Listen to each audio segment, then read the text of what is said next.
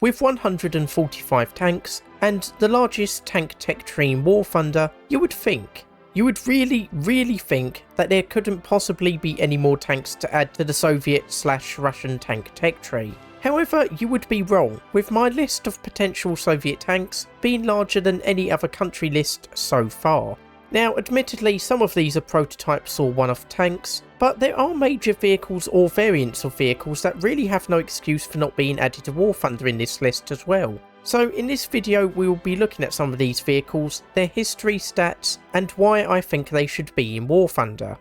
Now for the first tanks, I had wanted to do the post-war modernisations of the T-34 and T-44, but as I'm still collecting sources for these, I've decided to cover some different tanks. So the first tank I want to look at is one I hadn't heard of prior to researching potential Soviet tanks, and I'm genuinely surprised such a vehicle existed. I am talking about the KV-7, sometimes referred to as Object 227, which was designed as a heavily armed and armoured assault tank. The main reason this vehicle came about is that while the 76mm gun on regular KV-1s was good against enemy tanks, there was a need for a more effective weapon against lighter targets, such as gun emplacements and other field fortifications. So how was it decided to achieve this? By mounting 3 guns in a modified KV-1 emplaced in what we would call a casemate, but at the time was called a non-rotating turret. Bear in mind, even double-barreled tanks were rare and didn't tend to do very well,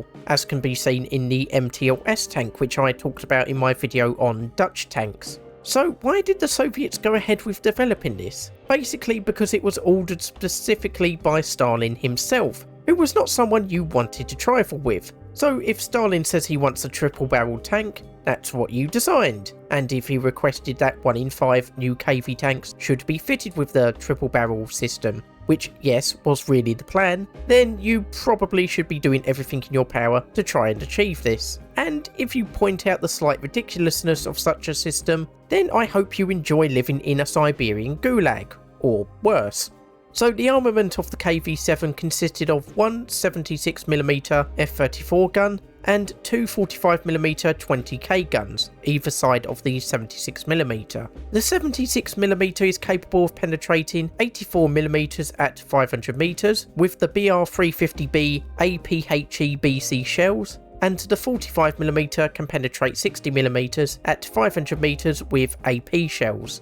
Bearing in mind the 76mm alone can deal with almost any tank it comes across, the addition of the two 45mm guns represents an almost catastrophic amount of overkill. However, you have to bear in mind the 45mm guns were more intended for dealing with softer targets, or were to be used in salvo fire, where all 3 guns were to be fired against hardened targets, such as bunkers. As mentioned before, the main armament was mounted in a non-rotating turret, or as I said, what we would call a casemate. So it would probably be more accurate to call this a self-propelled gun. That said, the guns did have some limited traverse, capable of 7.5 degrees horizontal traverse both ways, with an elevation of -5 to +15 degrees. According to a report on the tank, the guns were noted to be capable of 5 to 6 salvos per minute, which would give us a total reload rate for all 3 guns of about 10 seconds. Though it is also noted that the gun's individual rate of fire was comparable with conventional tanks, with the 76mm capable of firing 3 shots in 34 seconds, and the 45mm guns could fire 5 rounds each in that time. This is a bit slower than the in-game tanks, but not drastically so. Unfortunately, the guns were also noted to be inaccurate even at ranges of only 400 meters, though how or even if this would be represented in War Thunder, I'm not sure. Lastly, the KV-7 carried 200 rounds for the 45mm guns and 93 rounds for the 76mm gun, which is a pretty good amount of ammunition, though of course that does increase the risk of being ammo racked. Rounding off the armament was 2 DT machine guns, one in the bow and one in the rear of the turret. Armour is pretty good, with a maximum frontal armour thickness of 100mm for the glacis, 105mm for the turret, and 100mm on the mantlet. Armour elsewhere on the vehicle would presumably be about the same as on the regular KV-1, and I've seen nothing to suggest this isn't the case. Mobility is a little harder to discern. as the only information I found regarding this is in the report, which basically mentions, quote, mobility was satisfactory, end quote. I haven't found a listed weight either, but I suspect it would be probably about 50 tonnes, maybe a little bit more. The KV2 weighs 52.4 tonnes and is still capable of 22 miles per hour or 35 kilometers an hour, the same as the regular KV1, though obviously a little bit slower in acceleration. Thus, the KV7 may possibly have a similar speed and mobility as the KV2. Crew complement was 6, and although I haven't found out what the designated roles were supposed to be, I would speculate that it would be along the lines of a driver and machine gunner in the hull, with the gunner, 2 loaders and a commander in the turret. So what actually ended up happening with the KV7? Well, in the end, the 3-gun KV7 was cancelled by a decree Stalin himself drafted, presumably after reading the relevant reports after testing. Even he must have seen how impractical a 3-gun tank was, and so he did the only sensible thing that could be done. He mandated that the KV7 instead be converted to a much more sensible, double-barrelled vehicle armed with 2 76mm guns, which, as we all know, was something the tank designers were presumably very on board with, and those who weren't were presumably sent to Siberia. Suffice to say, I will probably look at this improved KV7 in a future video, but for now let's just stick with the KV7 original. So where should the original KV7 go in War Thunder? Personally, I think it could be added at a battle rating of around 3.7 to 4.0, which is about the same as the in-game KV1. No doubt it would be a premium given its prototype status, though if it did somehow go in the regular tree, I would suggest somewhere between the Yak-10 and Su-152 in the tank destroyer line.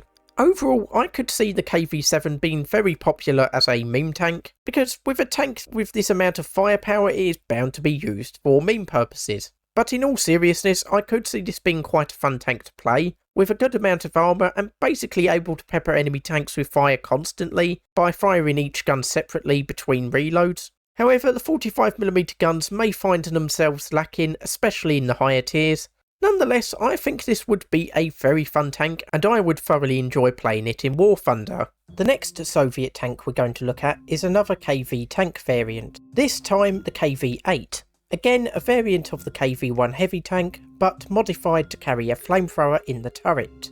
Ironically enough, the same decree by Stalin that cancelled the 3-gun KV-7 also gave the order to put the KV-8 into production. Unlike some of the flame tanks we've looked at in other videos, the KV-8 has not only had a flamethrower installed, but it has also had a change in its main armament. The reason for this is that the ATO-41 flamethrower is installed to the right of the turret, with the resulting lack of space resulting in the main armament needing to be downgraded from the 76mm gun to the 45mm gun, which gives a penetration of 60mm at 500 meters with AP shells, worse than the 76mm gun's penetration.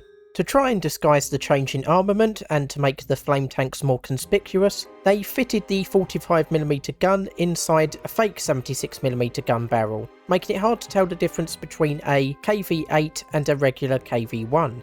Sources for the ATO-41 flamethrower generally seem to agree on a maximum range of around 100 meters, while being able to potentially fire up to 107 bursts from the flamethrower. Later vehicles used the ATO-42 flamethrower, with the main improvements being to range, the number of bursts that could be fired, and rapidity of firing said burst. The machine gun armament in the bow and rear of the turret should remain the same. I've seen a few sources that sort of suggest the coaxial machine gun remained, but because they are written in a bit of a weird way, I would suggest they are more likely to be saying the flamethrower replaced the machine gun as opposed to in addition to the machine gun. Armour should be the same as on the regular KV tanks, with a maximum armour thickness of 75mm if based on earlier models, though if later variants are used it could go up to 100mm. I personally would suggest using the less armoured version, as using the up armoured versions could cause an issue of being extremely hard to kill while being unable to kill due to the weaker gun. Max speed would remain the same at 22 miles per hour or 35 kilometers an hour, while the crew complement would remain at 5, consisting of a driver and machine gunner in the hull, and the gunner, loader and commander in the turret. Judging where to put the KV-8 isn't the most straightforward of tasks, due to the fact it's a heavily armoured tank that has now had its 76mm gun replaced with a worse performing 45mm gun.